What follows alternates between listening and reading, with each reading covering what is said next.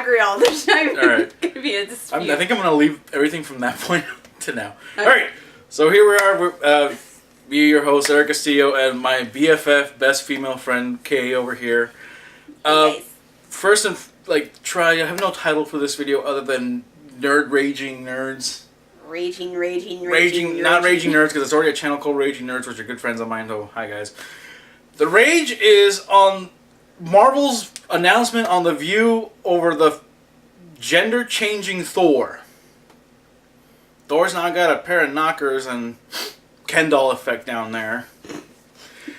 And it was announced on all places The View because, you guys don't exist. Apparently not. Because every year we go to Comic-Con, she's the only girl there, and she's only picking up anime stuff, Sailor Moon stuff, Hello Kitty collectibles, Yeah, I don't understand that. And the cute little undies they sell there once in a while. Aside from every other guy picking up the cute little undies they sell there once in a while. But apparently, according to Marvel, there are no real female leads in the Marvel Universe, even though now that this version of Thor launches in October... Because, coincidentally, the week before Comic-Con is when they decided to announce this. Launching in October with new writer, new illustrator, a female version of Thor, like we've never seen before. But it's still the same old Thor we always known. Did that make sense? No, it did not. That's a quote. And that's a quote. That was a quote from the article, yeah. It's the same old Thor you've always known, but you've never seen before. With boobies. I did. What? Thor, the transgendered miracle. I don't know. It's like, let me attack Thor. What's terrible about it is not so much the gender change, although that's horrendous and horrible and terrible in every single aspect of the world. And it's not like we've not seen it before. We've seen Hora, the model that was made fun of for being Thor in the tankini thing. We've seen the gender swapping Avengers where Thor's a woman, Captain America's a woman, Antoinette Stark is a woman, and plays Iron Man for some reason. And then, of course, Hulk is this little tiny girl who has a Loki doll hanging from her arm. You haven't seen that one yet?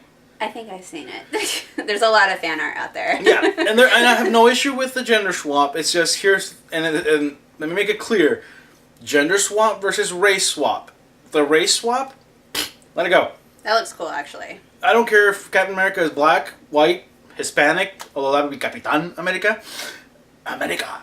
Do you know how to pronounce Spider-Man in Spanish? No, and I think if you teach me how to say it, I'm going to butcher it anyway. Okay. The proper pronunciation, or proper translation is El Hombre Araña, the Spider-Man. But when you watch the Fox 6 original series, the one back in the 90s, when it got shown in Mexico, it wasn't Spider-Man and it wasn't El Hombre Araña, it was Spider-Man. Oh. It sounds like Speedo Man. Spanglish gone wrong. That's what that is. Anyways, back on the topic. I don't care if they changed someone's race. I didn't care when they announced Black Nick Fury in the comics for the Ultimates universe. I didn't give two craps about it when Nick Fury came on to be played by Samuel L. Jackson in the Avengers film series, or Marvel Movieverse as we now know it, because Joss Whedon has to do that. And I didn't care when they announced that the Ultimates universe Spider-Man Peter Parker died and was replaced by a Mexican slash black kid by, I can't remember his freaking name right now. I think it was Mendez, I don't know, something. But he wears a black and red Spider-Man suit, so I don't care that they did that. I don't care that the Human Torch in the upcoming Fantastic Four movie is going to be black. Jessica Alba, who's Mexican, played the Invisible Woman, and she's supposed to be white. Nobody bitch about that little pair. That's because it's Jessica Alba. She's pretty hot. But here we are with Thor being changed into a woman. Now, according to Marvel, they said it was, what again, to get you guys to read?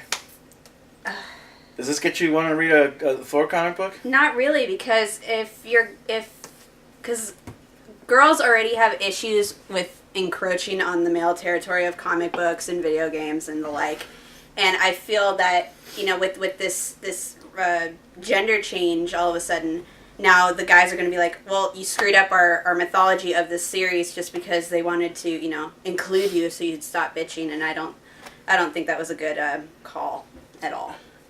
Well, they did point out that one of the major changes that they will be making is the inscription on Mjolnir, Thor's hammer, for those of you who don't know, that said, he who is deemed worthy may yield the power of Thor or something like that. So they're changing the he to he or she or something along those lines. They're basically changing that entire beautiful inscription in, pagan script and all that beautiful stuff on the hammer. Or not the pagan, it's Norse. Thank you.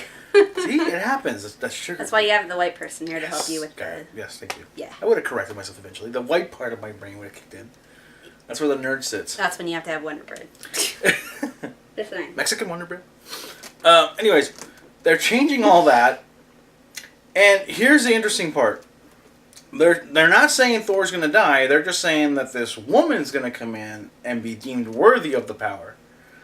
Which is ironic because Thor did have a daughter in a future timeline named Thorin, whatever, sounds like a pill.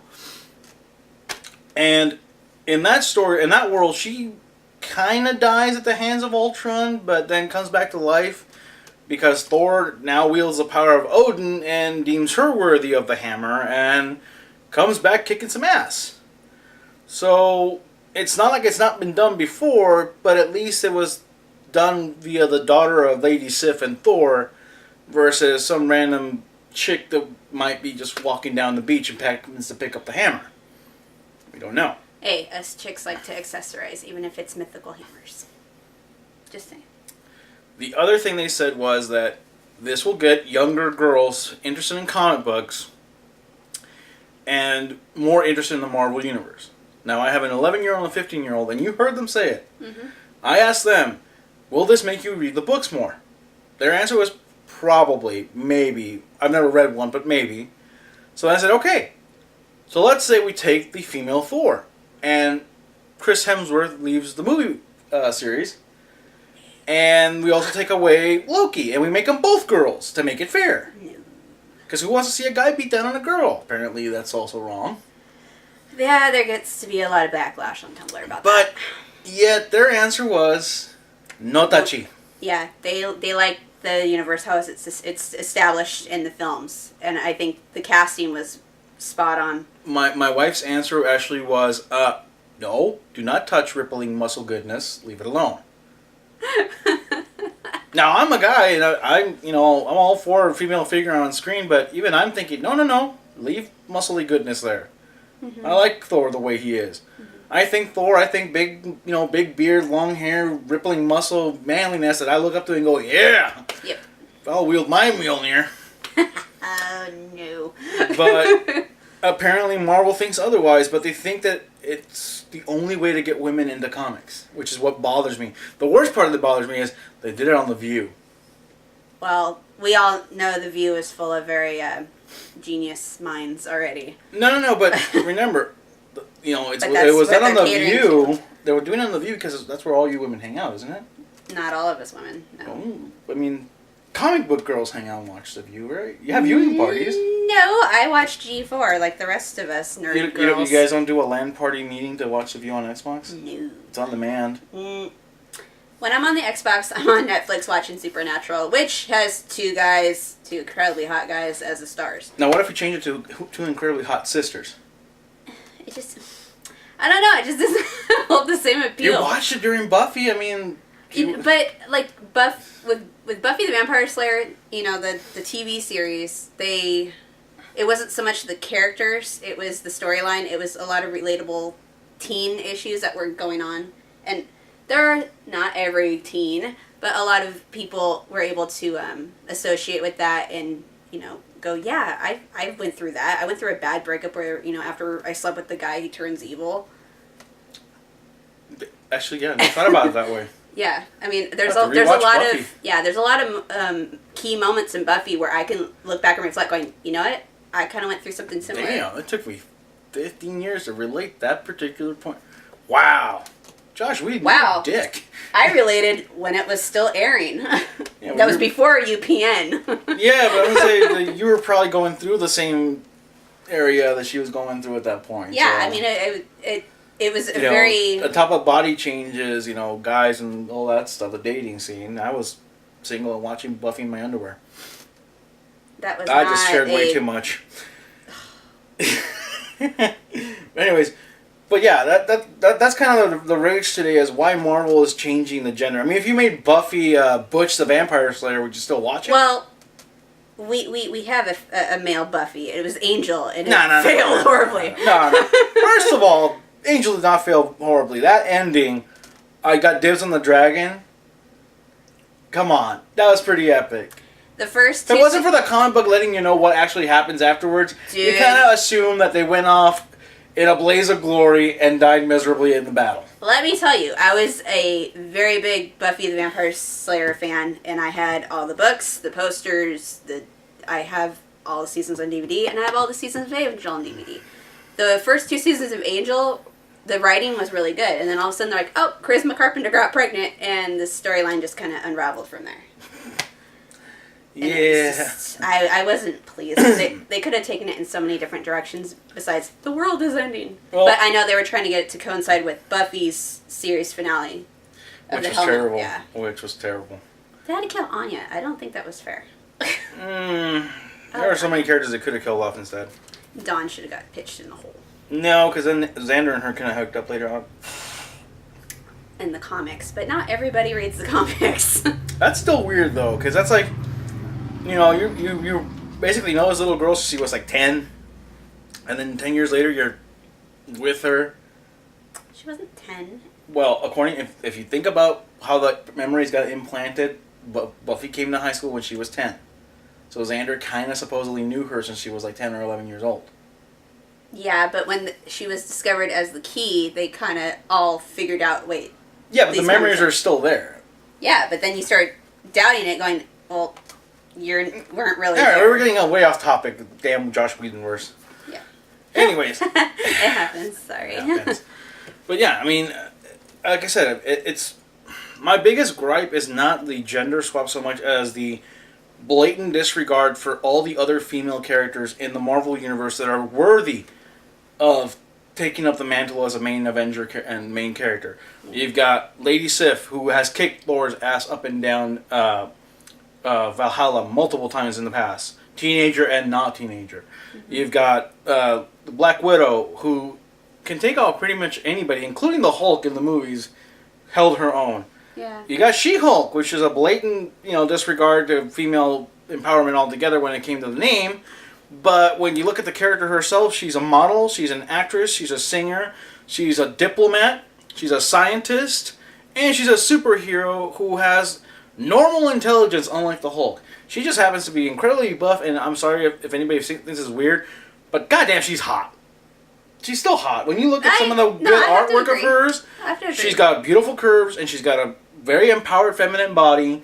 And they don't try and, girl her up by putting her in bikinis all the time. She's got a one-piece outfit that goes up to her neck and pretty much covers all of her body. And she still kicks ass. As a Dreamcast, I would like to see the wrestler Chyna spray painted green. Just because the body type would probably fit better without having to CG it. Man, that's the plastic surgery. But then she kind of looked like Shiva from Mortal Kombat. Never mind. The plastic surgery ruined her face even further. Well... So I'm sorry. You can CG her face. That is true. They did it with Ruffalo. Anyways, but on top of her, you got Ms. Marvel, who's now Captain Marvel, who also kicked the crap out of every single Avenger on the roster when she came in. You've got Storm, who has led the Avengers and has led the X-Men and is married to the King of Wakanda himself, the Black Panther. Spoilers for those of you who don't read comics. You got Jean Grey, who was a freaking phoenix and nearly destroyed the world, but then saved it by self-sacrificing. Something none of the Avengers have done in the movieverse as of yet. Yes. But then you made her a crazy PMSing psychic in the X-Men universe. What, the film universe? Yeah, that doesn't count. I think Famke Janssen did a great job. No, I'm talking about what they did with her character. Oh, well. Bit crazy. Well... At that point, I don't think they were ready to do, the X-Men prequels and all that other stuff, and then everything kind of got jumbled, and then like, oh, guess what? We're going to reboot everything. Yeah, it's like, oh, oops, we're going to just go ahead and annihilate this history. Oh, James McAvoy, he's a great actor. We're going to reboot it all for him. James McAvoy does a great job as a He does. I was really impressed. So yeah, Marvel wants to talk about female empowerment. There's only 8 with the new Thor book coming out in October. That's a total of 8 lead female protagonists out of the entire Marvel roster. And yet you have pretty large conglomerate of female characters in that universe that are more than worthy. Yeah. Unfortunately, a lot of those characters have been set on the D list, which it kind of sucks because a lot of them are pretty awesome. Like, then you have characters like Boom Boom and Dazzler. Wow. A pop star and a, well, Boom Boom. Boom Boom. Sorry, I think Boom Boom and I think of the character from Borderlands, but that's not on this. So it irritates the hell out of me as a fan. It irritates the hell out of me as a writer. It's unoriginal. Like, okay, if you're not going to take a current roster character and make them stand out somehow, give them a new power or give them new training or whatever the hell. Give them an apprentice. Retconning the whole thing into now female Thor. I think that's Hollywood's like little niche right now because they're running out of ideas, so they're starting to retcon everything, and Hollywood is now going, and kind of seeping and bleeding into comics, video games because they've rebooted Tomb Raider. Yeah. And starting that from scratch. That's good one though. That was good. I like the reboot, but I'm a classic Lara Croft triangle hexagonal boobies from 1997. So the excessive jumping and trying to like back, forward. Oh, I'm right on the ledge. Crap! I don't know. I liked doing the swan dive straight into the ground. Just hear her neck snap. My mom's like, "You're so morbid." I'm like, I get another life. It's not like Super Mario where you only get 5. That is true. That is sad but true. I know. But I mean, yeah, as a girl who reads comics and plays video games and all that stuff, what are your thoughts? I mean, I don't want to go into that geek girl and nerd girl, gamer girl labels because I hate those stupid labels. I know you have it on your Facebook as gamer girl, and I've always hated it because I don't have gamer girl. It's girl gamer, but okay, whatever. But what does what's on your chest and what's on down there have to do with anything with you playing video games? You're a gamer in general. It's still people's projection of what the gender roles should be. Like, men are mighty; they're not allowed to cry. Women are supposed to be in the kitchen making sandwiches and taking care of babies, and that was great for the 1950s. But with how society has evolved through all this, screw that. Give me a Dumbo and I'll cry like a baby and make a sandwich while I'm at it, and take care of my son. I'm a stay-at-home dad. I don't care. I'll cry while making that sandwich. I'll flavor it with my own tears. Oh. Give that extra saltiness. Soggy bimbo bread. With salted ham. Ew. But see, that's my problem with those kind of labels, and this is what Marvel is essentially portraying, is that unless they give you boobs in a character, you're not interested in reading, which is wrong. Yeah. I know more women that read Batman, not because of Harley Quinn, who I'm sick of the cosplay, I'll say it again. They read Superman not because of the Lois Lane. I mean, even the Lois Lane and Mary Jane comics did well, and their fan base are mostly guys. My Little Pony! There's a sausage fest at those freaking conventions. It's sick how My Little Pony has taken this turn. It was marketed for little girls, and we're not saying that little boys can't enjoy the show too, but you have like middle-aged men going to conventions and scaring the crap out of these little girls, going up to the My Little Pony booths, and the little girls feel unsafe. I read it on Tumblr. Some little girl was really scared because a guy approached her. Like, it was like kind of sexual in nature, and it just was not cool. And it's like, why are you encroaching on something that was not directed for you? See, here's my issue. Like, there's that one boy that on Facebook that I completely support, and I can't remember his name at this moment, that got bullied for taking the My Little Pony backpack to school. Yeah. That's wrong. Let the kid enjoy what he enjoys. I have nothing against anybody enjoying what they enjoy. But even myself, I'm a fan of a lot of different things. Like, I like watching the new Ninja Turtle series. Mm-hmm. That's intended for little kids. I totally admit to that, but I still buy the collectibles, and I like it. It just it's refreshed it, and it's great to see something that you grew up watching. Right. I had the Burger King kids meal videos that you got as a toy, so that's how I watched Ninja Turtles. Here's the point I'm trying to make: is that when it comes to the toys, I go to Toys R Us, and when they have their sales, I bought the 4 little Turtles and training figures. Mm-hmm. I buy my son kites and stuff that later on he's going to enjoy when he's old enough. But I never stand in the toy store like trying to pick through the toys and get to the right one or try and rip it off of some kid's hand. Instead, the one time I go there and I see a dad who's got a kid who's probably 5-6 years old, and dad's about my age, but has no clue what Ninja Turtles are.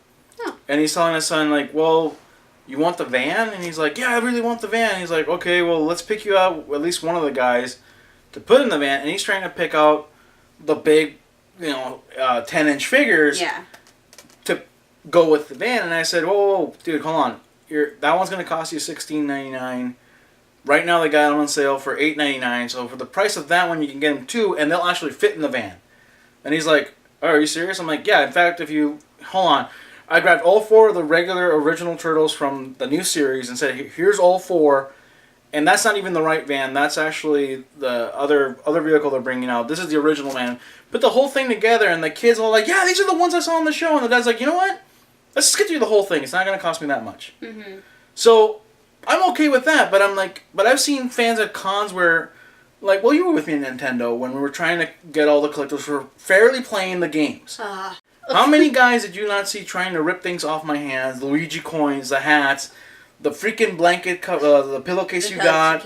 Yeah. Trying to literally jack it off little kids or like one parent. That made me sick when I saw, like, this little girl was so happy because she finally got all of, what was it, Luigi tokens? Yeah. And she goes, oh my god, Dad, look, I got the token. And, like, this guy's like, I'll give you $5 for it. It's like, no, she earned that. Let her keep it. I just don't understand that. Like, I understand there are collectors out there and they're, like, mad collectors. I won't bother anybody who looks too young with collectibles. Like, you saw me with a Nintendo 2 when I saw one guy who had 2 Luigi hats and a Mario hat, and I had 1 Mario hat. And I said, I'll give you one of my 2 Luigi tokens for one of the hats. And he's like, not interested. I'm like, alright, you sure? Because, I just want to get it for my kids. And that was literally, want to get it for my girls. And he's like, no, not for sale. I'm like, okay, I'll offer you the token and $5, and that's the last thing I'll bother you with. He's like, no, I really want to keep the hats, man. He's like, they're actually for my nephews. And I was like, hey, you know what? There you go. Done deal, man. That's all I have to say. Let it go. But I've seen bronies who, get pissed off at people who aren't fans. Mm-hmm. Make fun of you if you don't know. They're like the worst of the nerds that we used to have. Like, back in the 80s and 90s, nerds would shun other nerds for not knowing how to play D&D, shun them for not knowing the secret warp pipes in Super Mario, all that crap, and now we're back to that same crap. It's nerds are picking on nerds for not being nerdy enough. Or it's like, me and you always joke, you're a huge Dragon Age fan. Yes. You hated what Felicia Day did with the show. Well, it's not that I hated it, but I felt like Dragon Age Redemption, that was her cute little thing that she got to do off to the side, that was great. But when she did Mark of the Assassin DLC, which, that's awesome, new DLC, that was great. You got to be an Orlais for a little bit. But when you self-insert yourself into a franchise, it just, it kills it for me. Yeah, and see, but again, we go back to here's another female protagonist, and yet both a TV series or a miniseries and DLC, and yet what happened? She got boobs and you didn't like it. It wasn't even, because I was reading a lot of reviews on it before I bought the DLC, because at $6.99, $9.99 a pop for episode, DLC. Yeah.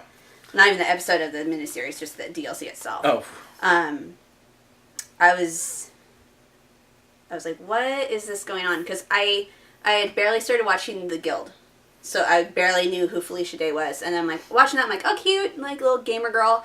And then I saw her, with Talus with the DLC. I was like, self-insertion. I know that's, and a lot of people were saying it was fan service for herself. Yeah. Which, if you got the money to do it, that's great. But I don't think that Talus helped forward the story anymore, as far as the lore goes. And she, as a character, she was very contradictory of what she was doing, because she was supposed to be a part of the Cune, but she had all this free will stuff going on. Like, it didn't make sense to me. There you and that's where I lost interest. I guess it didn't have anything to do with her being female. So I guess we both conclude that this female Thor issue is just, it should be a small period of time before it changes. They're gonna make money however they can by trying to redo a dream, but all I'm fearing, and I said it once, I'll say it again, Antoinette Stark. Changing Captain America to female. Nice job. Yeah, well. My biggest fear is not that Marvel will stop creating new characters, is that they'll take current characters and make drastic changes to them, not to repopularize them as a whole, but just because they're already popular, so here's a whole new toy line, whole new line of shirts, whole new line of books we can make. Let's just change their sex completely. It's like, for a long time before I was aware of why there was a red Hulk, a green Hulk, and a gray Hulk, I thought, what the F is this? Are they just trying to make new toys? Well, if you do your research, you find out that Red Hulk is actually, General, I can't help you because I didn't read the comics. It's the general that's always chasing him, Betty's dad. I can't remember his name right now.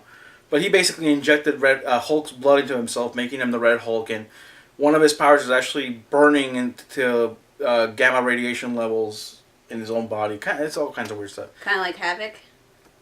Kind of, but it's more of a skin level thing. Got it, okay. So that made sense to me, but this whole female Thor thing doesn't make sense because the way they're explaining it is it's the same old Thor, just in a way we've never seen him before. That line is haunting me on stupidity. It just doesn't make sense. So it's like, okay, I understand like a whole spectrum of different kinds of people, play video games, watch comics, read comics, watch movies. Are you guys trying to like pander to the transgender community? Which, I mean, that's great, but at the same time, it's like, what? You're changing the sex for what? You're forcing a demographic. Okay. Another thing is, Thor also has a brother counterpart, which is Beta Ray or Billy Ray something. Oh God, I can't remember his freaking name. Billy Bob Banner. No, it's Beta Ray Bill. I think it is. I can't remember. I never read his books, but he is essentially another species that he ran into that fought. This guy fought alongside him to free his people and proved himself to Thor to be a worthy, honorable warrior. And Thor, as return of favor for saving his life, took him in front of Odin, presented him as a son of Valhalla and worthy to enter the gates. And Odin gave him his own hammer and armor and powers like Thor. So it's one of those things where, gee, Marvel, you couldn't, I don't know, find some random girl that could do the same thing? Or create a new... create a whole new character. Or like I said, Lady Sif has always been a toe-to-toe character with Thor. Both brawn and attitude, or even sometimes even better. So, I don't know. Marvel's, you're disappointing me. What's next? The Batwoman? Batwoman could get her purse back. DC Universe. I mean, they already made her a lesbian. Yeah. They took Detective What's-Her-Face from the animated series, made her into Batwoman, and she's a lesbian now. This is why I stick with video games, folks. Comics are just too confusing. You have no idea. You know Superman and Wonder Woman are together now? Yeah, I kind of figured that. He never met Lois Lane in the New 52. Or he's met her, but he doesn't give two craps about her. Although in the other universe, before 52, Batman was, tapping that. Yes, he was. Oh, yeah. And they were together for a while. Did you know that, okay, here's a quick tidbit out there. Did you know that in the Dark Knight Returns, from the creator of Sin City, I can't remember his Frank Miller. Frank Miller. Yay, remember one name. In his sequel, there's a scene where, because in the original it was only Batman and Superman. You didn't know what happened to anybody else in the JLA. In the sequel, they released Flash from the world's basically giant hamster wheel that he was running in to power the world's energy supply. Mm-hmm. They find Green Arrow, who lost an arm fighting Superman.